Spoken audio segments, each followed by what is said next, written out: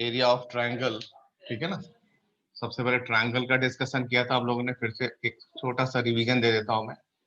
Triangle का दिया था, इसमें टाइप्स ऑफ ट्रायंगल देखे थे, आइसोस्केल ट्रायंगल देखा था, इक्विलेटरल ट्रायंगल देखा था, राइट एंगल ट्रायंगल देखा था, स्केलर ट्रायंगल देखा था।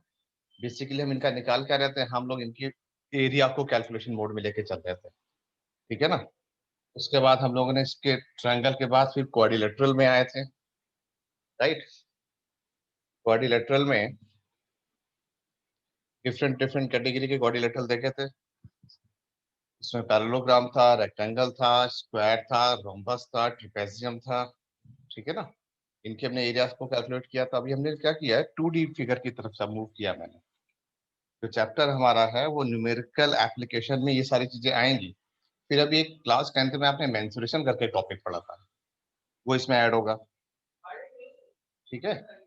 और इन सब के बाद फिर हमने रोम्बस, इन सब की प्रॉपर्टीज भी देखी थी, जैसे रेक्टेंगल वर्सेस पैरेललोग्राम, कि इन दोनों को कैसे डिफरेंशिएट कर लेते हैं, रोम्बस वर्सेस स्क्वायर को कैसे डिफरेंशिएट करते हैं, ठीक है। तो ये डिफरेंट डिफरेंट प्रॉपर्टीज से अब आप इसमें एनालिटिकल प्रोसेस अप्लाई करोगे, तब जाके आप इनके एरिया, इनका पेरीमीटर। अच्छा, पेरीमीटर जो वर्ड है, इसका मतलब क्या है, यानी जिस बाउंड्री की आप बात कर रहे हैं, जिस किसी बाउंड्री की, मैं तो जनरल बात करूं, जैसे मैं ट्रायंगल की बात करूं, पेरीमीटर, तो किसी एक पॉइंट से स्टार्ट कर दीजिए, मूव करते उस पॉइंट तक आ जाइए, यानी सारा उसका स्ट्रक्चर को कवर कर लें। तो क्या करें, ऑल इन सबको ऐड कर लें, सम ऑफ ऑल थ्री साइड्स। इसी तरह अगर हम क्वाड्रिलेटरल की बात करें, किसी भी टाइप के क्वाड्रिलेटरल की सारी जितनी साइड्स उनको सबको कवर करते चले, तो ये भी आपका पेरीमीटर आ जाएगा। इस पे बहुत अच्छे अच्छे क्वेश्चंस बनेंगे आपके, ठीक है। तो ये हम लोग क्या, अच्छा हाँ, एक साइक्लिक क्वाड्रिलेटरल भी डिस्कस किया था हम लोगों ने, कि साइक्लिक क्वाड्रिलेटरल का भी बताया था कि उसके सम ऑफ अपोजिट एंगल 180 होते हैं, ये बताया था। फिर सबसे लास्ट में मैंने हेक्सागन के बारे में बोला था, हेप्टागन बोला था, पेंटागन बोला था, या आप बोले in single word, that is regular polygon. Regular polygon के लिए हमने क्या बोला था, सिंपल एक वर्ड डिफाइन किया था, a figure bounded by 4 or more line segment is called the polygon. चार से ज्यादा साइड से आ जाएंगी, तो उसके लिए जो डायग्राम हम लोग यूज करते हैं, that is known as the regular polygon. उसके लिए हमने, अच्छा, रेगुलर साइड इक्वल साइड हो गई थी। अब अगर एन साइडेड पॉलीगन बनाया आपने, उसका इंटीरियर एंगल निकालना है। एन साइडेड मतलब फिगर 5, 6, 7 कुछ भी हो सकता है, ये जैसे एन साइडेड फिगर कुछ ऐसे। इंटीरियर एंगल के बारे में आपसे कैलकुलेशन मोड में लिया था, किसकी वैल्यू कैसे निकालेंगे, तो इसके लिए एक मैजिकल ट्रिक बताई थी मैंने, कि 2n-4 ऐसे लिखा था, divided by n multiply 90 degree ऐसे। तो इस वाले मेथड से आप किसी भी पॉलीगन का उसका इंटीरियर एंगल आप निकाल सकते हैं, ठीक, किसी भी इसके फिगर का। मैं रेगुलर इसकी बात कर रहा हूँ, पॉलीगन की। फिर इसके बाद आपने एरिया ऑफ एन साइडेड के लिए भी मैंने ट्रिक बताई थी, कि area of n sided regular polygon, ये सब आपके कॉम्पिटिटिव एग्जाम में बड़ी हेल्प करेंगे। जब area of n sided regular polygon है, तो उसके लिए आपने क्या लिखा था, उसके लिए फॉर्मूला लिखा था एन, यानी नंबर ऑफ साइड, मतलब पेंटागन हेक्सागन कुछ भी हो सकता है, that is an, 4 T n 10, और उसका कितना, 180 का मल्टीपल, यानी 180 डिग्री अपॉन एन। एन मतलब अगर पेंटागन है तो 5 पुट कर देंगे, हेक्सागन है तो 6 यूज कर देंगे, और जो भी साइड की लेंथ दी उसने आपको, इनटू साइड का स्क्वायर, यानी मैंने ए लिखा था तो यहाँ लिख देंगे साइड का square. That is what, that is your area, area of n sided regular polygon. इस तरह से आप रेगुलर पॉलीगन का एरिया निकाल सकते हैं, ये उसका इंटीरियर एंगल निकाल सकते हैं। अगर सपोज आपने इसको थीटा बोला है, तो ये आपकी एक तरह से थीटा की वैल्यू है। ये चीजें आपने पढ़ी हुई हैं अब आपने, तो इसमें 1 मार्कर 2 मार्कर क्वेश्चन के अकॉर्डिंग इसमें हम मूवमेंट में जा सकते हैं, मूव कर सकते हैं। तो इसमें हमने क्या थी, देखी थी एरिया ऑफ क्वाड्रिलेटरल और इसके साइडेड का। अब जैसे मैं बात करूं रोम्बस, एक फिगर उठाता हूं, हेफाजेटिक दिखाता हूं रोम्बस। अब रोम्बस के कुछ केसेस होंगे, कुछ साइक्लिक क्वाड्रिलेटरल के केसेस हैं, जैसे कल मैं डिस्कस कर रहा था आपके साथ साइक्लिक क्वाड्रिलेटरल के, सम ऑफ अपोजिट एंगल्स जो है 180 है। और साइक्लिक जो वर्ड था मैंने बताया था, वो एक प्रीफिक्स सफिक्स की तरह यूज होता है, एक्चुअल जो थ्योरी है वो आती है कॉन्साइक्लिक थ्योरी। कॉन्साइक्लिक क्या होते हैं? ऐसे बहुत सारे पॉइंट जो सर्कल के सर्कमफ्रेंस पे होते हैं उनको बोलते हैं concyclic. They are concyclic in nature. 4 या 4 से ज्यादा पॉइंट हो सकते हैं।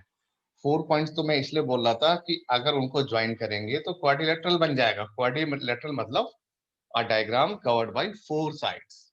4 से ज्यादा पॉइंट भी सर्कल के सर्कमफ्रेंस में हो सकते हैं, इसीलिए मैं बोला था n point. N concyclic point मतलब बहुत सारे पॉइंट जो सर्कल के सर्कमफ्रेंस में लाई करते हैं। और फिर मैंने ये वर्ड यूज किया था साइक्लिक क्वाड्रिलेटरल। तो साइक्लिक का क्या मतलब है? साइक्लिक का मतलब है जो आपने एन कॉन्साइक्लिक पॉइंट से ज्वाइन किया, जो डायग्राम बनाया, उसमें से एक स्पेशल फीचर डाल दिया कि 4 पॉइंट्स लिए। You have to choose only 4 points. और 4 पॉइंट को चूज करके आपने जो क्वाड्रिलेटरल बनाया, that quadrilateral known as the cyclic quadrilateral. और उसके अपोजिट एंगल का सम कितना होता है उसमें? 180 डिग्री। ठीक है ना? ये चीज बताई थी मैंने साइक्लिक क्वाड्रिलेटरल के बारे में।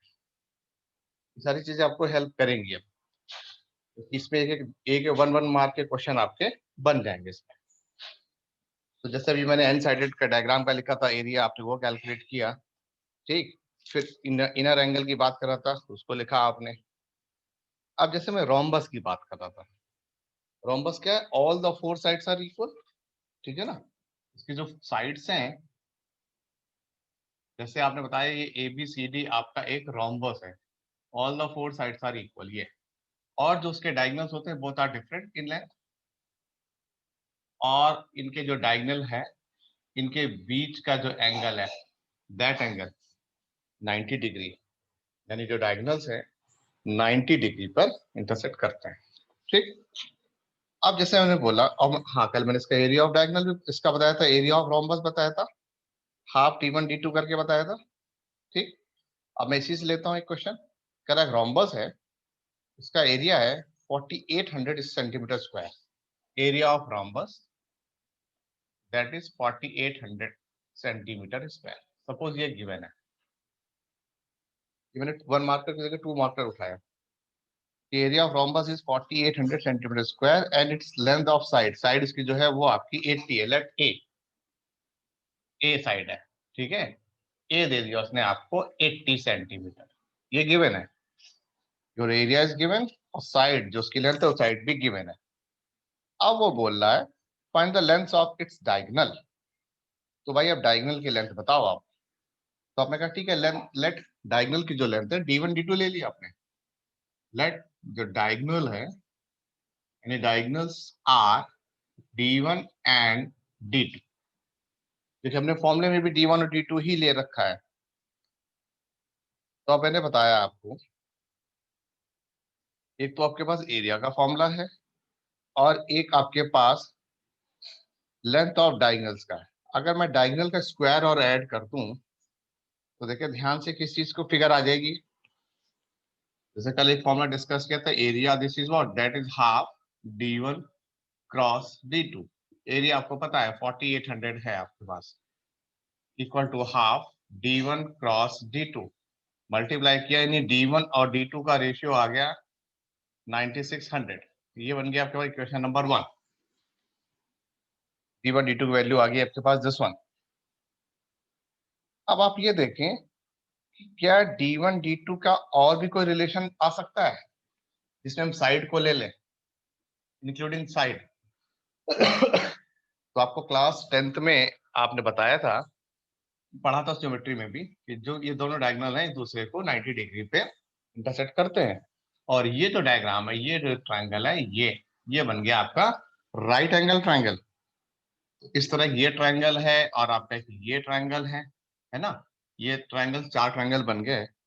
इनमें आपने सम अप की प्रॉपर्टी लगाई थी कुछ इस तरह से। इनका डायगोनल का अगर सम करके देखें, मतलब इस ट्रायंगल में यूज कर रहे हैं, इसमें यूज करें, किसी इस वाले का यूज किया तो दोनों सेम आएगा, इस वाले यूज करें डबल करेंगे तो ये भी आ जाएगा। उसमें आपने पढ़ा था d1 प्लस d2 का होल स्क्वायर निकाल के दोनों को ऐड कर दिया था। दैट इज क्या आया था? 4 टाइम्स, रिजल्ट लिखना डायरेक्ट में रिजल्ट लिख रहा हूँ, 4a स्क्वायर प्लस a। फिर उसके बाद आपने एक और लिखा था, इनका डिफरेंस भी लिया था, d1 माइनस d2 का whole square, that is 4 time a square minus a। अब अगर यहाँ से हम वैल्यूज पुट कर देंगे ए और इन सब की वैल्यू यहाँ पे, ये वैल्यू गिवन है, तो यहाँ पे आपको दो इक्वेशन बन जाएंगे, d1 plus d2, d1 minus d2, और एक इक्वेशन आपकी पहले से तैयार है। तो आप क्या करेंगे, इसकी हेल्प से आप इजिली d1 और d2 वैल्यू निकालेंगे जो उसने बोला हुआ था कि फाइंड d1 एंड d2। यानी आपने देखा सिंपल फॉर्मूले का ही यूज कर रहे हैं हम लोग, और कुछ नई चीज नहीं अप्लाई की मैंने। ये कैसे आया, इस ट्रायंगल में गए, पाइथागोरस लगाया, इसमें लगाया, इसमें लगाया, इसमें दोनों को एक बार ऐड किया और एक बार सब्ट्रैक्ट किया। ये लेंथ d1 है, ये लेंथ आपकी d2 है, तो ये रिजल्ट्स आ गए आपके जो आपने अर्लियर क्लासेस में प्रूफ कर रखा है। तो इस तरह से क्या होगा, इस तरह से आप कई चीजें आसानी से सिंप्लीफिकेशन मोड में जाके सॉल्व कर चुके हैं, ठीक है ना। ये शायद उसमें भी प्रूफ भी किया था आपने रिजल्ट। जैसे मैंने रोम्बस लिया, ऐसे ही मैं पैरेललोग्राम या रेक्टेंगल में भी जा सकता हूँ। पैरेललोग्राम या रेक्टेंगल बोले तो कि मैंने बोला कि भाई एक रेक्टेंगल है ये जो कल फॉर्मूले बताए थे वो उसके बेस्ड ही क्वेश्चन में कर रहा हूँ न्यूमेरिकल एनालिसिस में। मैंने कहा भाई एक रेक्टेंगल है और इस रेक्टेंगल का ये तो रहा आपका डायगोनल, तो डायगोनल है उसकी वैल्यू सेम होती, दोनों डायगोनल की A B A C and B D कल बता रखा था मैंने। और लेंथ दे रखी उसने, चलिए ए सी की लेंथ दे रखी उसने 25 सेंटीमीटर, ठीक। और कह रहा एरिया, इसका एरिया भी दे रखा है, कह रहा रेक्टेंगल का जो एरिया 168 सेंटीमीटर स्क्वायर, ये भी गिवन है आपको, ठीक। तो कह रहा find its length and breadth, तो आपसे कह रहा इसकी लेंथ और ब्रेड्थ बताओ। तो लेट, लेंथ को ले लिया आपने ए, ब्रेड्थ को ले लिया आपने बी। अब मुझे आपको ए और बी निकालना है। लेंथ को ए ले लिया, उसको ब्रेड्थ ले लिया, ये आपने इसकी वैल्यू पता है, ये लीजिए। तो मैं जब ज्वाइन करूंगा इसको, तो ये डायग्राम आपने बताया था 90 डिग्री है, तो लग गया यहाँ पाइथागोरस थ्योरम। ए और बी ये लेंथ पता है, तो फर्स्ट इक्वेशन आ गई A square plus B square, this का स्क्वायर यानी 25 का स्क्वायर हो गया 625। ये रही आपकी फर्स्ट इक्वेशन। सेकेंड क्वेश्चन फिर क्या, उसने एरिया, एरिया क्या होता है लेंथ इंटू ब्रेड्थ, ए इंटू बी, और एरिया कितना है 168। ये आ गया सेकेंड इक्वेशन, ए इंटू बी आ गया 168 और ए स्क्वायर प्लस बी स्क्वायर आ गया this one.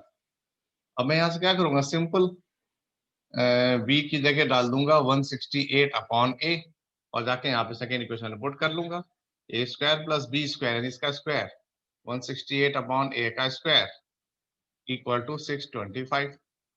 A square LCM लिया हो गया ए की पावर 4, 168 का square minus 625 a square equal to 0।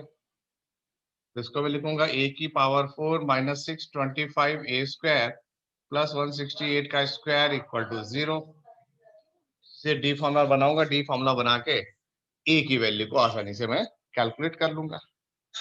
तो यहाँ से आपका ए आ जाएगा, ए आ जाएगा तो उसको यहाँ पुट कर देंगे तो आपके पास बी आ जाएगा। तो ए और बी आप आसानी से निकाल लेंगे, मतलब लेंथ और ब्रेड्थ आसानी से कैलकुलेट कर लेंगे। अगर इसका मुझे लेंथ ब्रेड्थ निकालना था और डायगोनल की लेंथ दे रखी है और एरिया गिवन है रेक्टेंगल का, क्लियर। तो ऐसे भी जा सकते हैं। इसी तरह मैं अगर ट्रायंगल के बारे में बात करूंगा तो उसको भी आप आसानी से इसी तरह मूवमेंट में जा सकते हैं, नो इश्यू,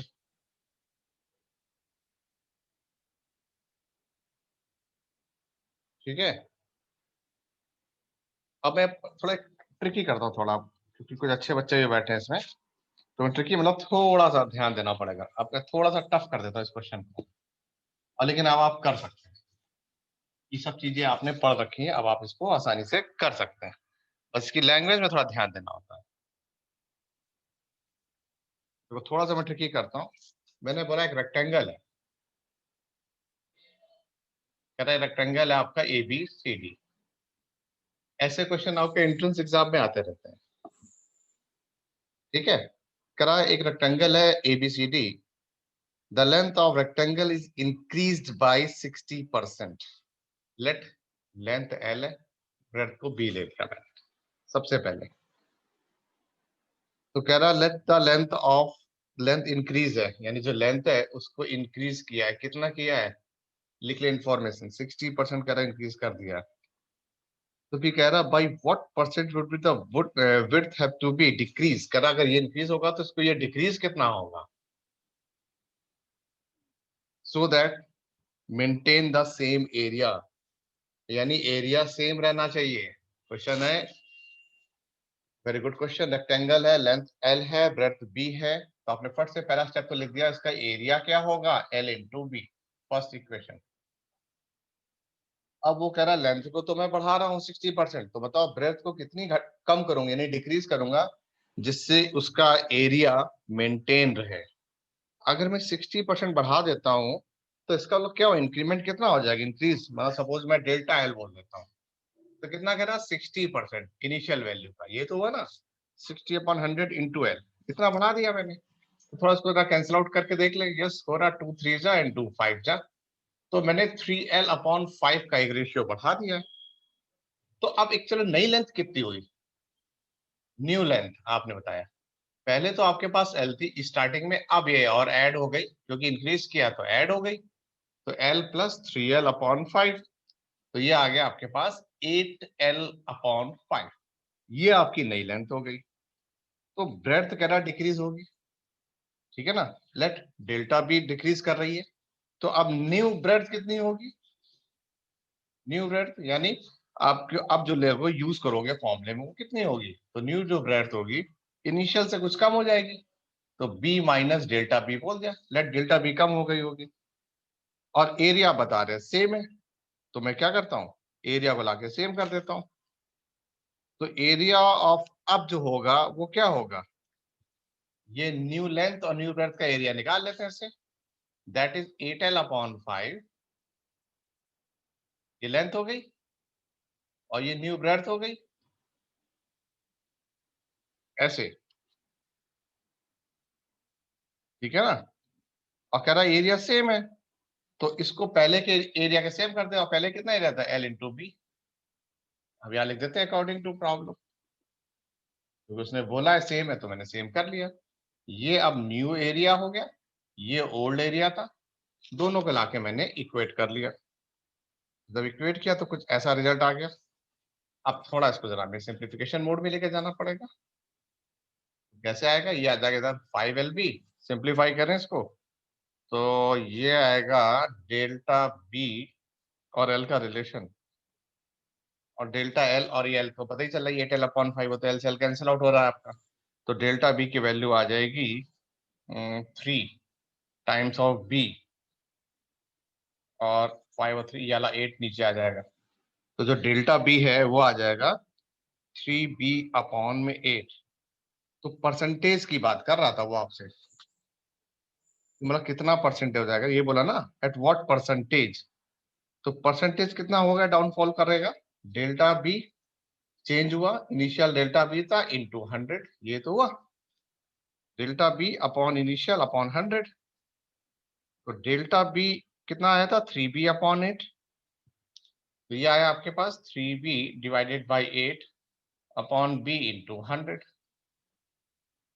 इसको आपने कैंसल आउट कर लिया, तो बी से भी आपके हट जाएंगे, तो ये आ जाएगा 300/8, यानी 37.5%, 300/8 आया ना, 8 3 जा 24 होगा, तो कितना हुआ, अब आपने बताया कि जो उसका इंक्रीज करेगा, इंक्रीज इन द सेंस की डेल्टा एल यानी पार्ट बी वाला डिक्रीज कर जाएगा, किससे, ओरिजिनल वैल्यू से, तो जब ओरिजिनल वैल्यू से डिक्रीज कर जाएगा तो कितना डिक्रीज करेगा 37.5, ये तो मैंने फटाफट कैंसिल आउट किया, आपको मल्टीप्लाई करके इसमें शो करना पड़ेगा, तो this one is minimum I think 4 mark, 5 से कम नहीं होगा ये इसकी जो वैल्यू होगी, तो इस तरह हम परसेंटेज वाले क्वेश्चन में जा सकते हैं। इसमें एक चीज ये ध्यान देनी, जब परसेंटेज डिक्रीज है तो जो भी परसेंटेज होता है this one upon initial into 100, अगर मैं इंक्रीज बोलता तो this one upon this into 100 लिखते हैं, ठीक है ना, तो इस तरह से हम लोग क्या करते हैं कि परसेंटेज वाले क्वेश्चन भी इसके थ्रू कर सकते हैं, कि लेंथ इंक्रीज हो गई, ब्रेड डिक्रीज हो गया, या कितना लेंथ और बढ़ा दे कि एरिया सेम हो जाए, तो डिफरेंट डिफरेंट फिगर को भी हम कंपेयर कर सकते हैं, डिफरेंट डिफरेंट फिगर मतलब, जैसे मैं इक्विलेटरल ट्रायंगल को स्क्वायर से या रेगुलर हेक्सागन, इन सबसे आपस में एरिया को कंपेयर कर सकता हूँ, क्योंकि अब आपके पास कंपेयर है, सबकी वैल्यूज निकाल के रेशियो ले लेंगे। फॉर एग्जाम्पल, जैसे मैंने अभी बात कही कि डिफरेंट डिफरेंट फिगर्स को आप लाके यहाँ कंपेयर कर सकते हैं। सपोज दैट अगर मैंने बोला compare the area of equilateral triangle, ये लिया मैंने कि इक्विलेटरल ट्रायंगल लिया। देखिए बड़ा एक इंटरेस्टिंग क्वेश्चन तैयार हो गया। ये आपके पास है इक्विलेटरल ट्रायंगल है, फिर मैंने एक ले लिया स्क्वायर, ये इक्विलेटरल ट्रायंगल है, ये आ गया आपके पास स्क्वायर। दूसरा फिगर लिया मैंने स्क्वायर, और तीसरा एक बिल्कुल अलग लिया लिया मैंने रेगुलर हेक्सागन। रेगुलर हेक्सागन यानी 6 साइडेड, 1 2 3 4 5, और ये बन गया 6। A B C D E F. देखिए मैंने 3 फिगर दे दिया आपको मैंने डायग्राम में। कौन कौन से दे दिए? इक्विलेटरल ट्रायंगल दे दिया, स्क्वायर दे दिया, रेगुलर हेक्सागन दे दिया। अब मैंने आपसे बोला compare the areas of this one and this one of equal perimeter. मैंने कहा इसके एरिया को कंपेयर करो। कंपेयर एरिया कब? इफ टी यानी perimeter is equal, if parameter is equal. अब देखो इंटरेस्टिंग क्वेश्चन बन के तैयार हो गया। मैंने कहा था ना डिफरेंट डिफरेंट फिगर देख के भी मैं आपसे कंपेयर करा सकता हूँ। तो मैंने 3 डिफरेंट फिगर दे दिया, और मैंने बोला अगर इक्वल पैरामीटर है तो चलिए अब इनका निकालिए एरिया का रेशियो। तो अब बता दें लेट पी है आपका पेरीमीटर। ठीक, मैंने क्या किया, सपोज साइड अगर मैं ए ले लेता हूं तो इसका पेरीमीटर क्या आएगा? ये आ जाएगा 3a। अभी आपने बोला था दिस इज योर 3a, तो इसका एरिया क्या होगा? एक एक करके निकाल लेता हूँ। √3/4 साइड का स्क्वायर, ये बता रखा है मैंने। और मैं एरिया की वैल्यू ए के टर्म में डाल भी देता हूँ, क्योंकि पेरीमीटर के टर्म में बात कर रहा था। ए की वैल्यू निकाल लेता हूँ p/3, तो p/3 का स्क्वायर। ठीक, ये मैंने निकाल दिया a1। अब जरा मैं बात करता हूं इसके स्क्वायर का। लेट अगर x ले लेते हैं तो इसका पेरीमीटर क्या होगा? 4x। और इसका एरिया क्या होगा? साइड का स्क्वायर। साइड का स्क्वायर x क्या हो? p/4। मैंने इसका a1 बोला, इसको मैं a2 बोल देता हूँ, तो p/4 का स्क्वायर आ गया। ये मैंने a2 निकाल दिया।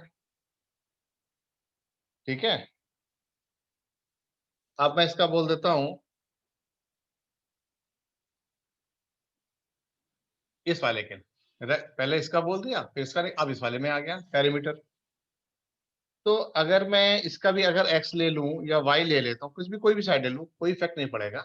जैसे मैंने सपोज y ले लिया, चलिए y रख दो इसके लिए, तो इनको ऐड करना है, सिंपल ऐड ही तो करना है। 6y = p। अब बात करता हूं इसके एरिया की, और एरिया का मैंने ट्रिक बता रखा है। तो रेगुलर हेक्सागन के लिए आप कैसे निकालेंगे एरिया? तो अभी पीछे फॉर्मूला बताया था स्टार्टिंग में, एरिया निकालने के लिए फॉर्मूला, उसमें वैल्यू n की जगह 3 पुट कर देंगे, तो ये आ जाएगा 3√3 डिवाइडेड बाई 2। इसको अगर y लिया तो ये y का स्क्वायर, तो a3 आ गया 3√3/2y। y आ जाएगा p/6 का स्क्वायर। यानी मैंने a1 की वैल्यू निकाल दी, a2 भी निकाल लिया, a3 भी निकाल लिया, राइट। a1 a2 a3, अब इनको मैं लाके पुट कर देता हूँ। तो ये है √3/4 p²/9। ये है आपका p²/16।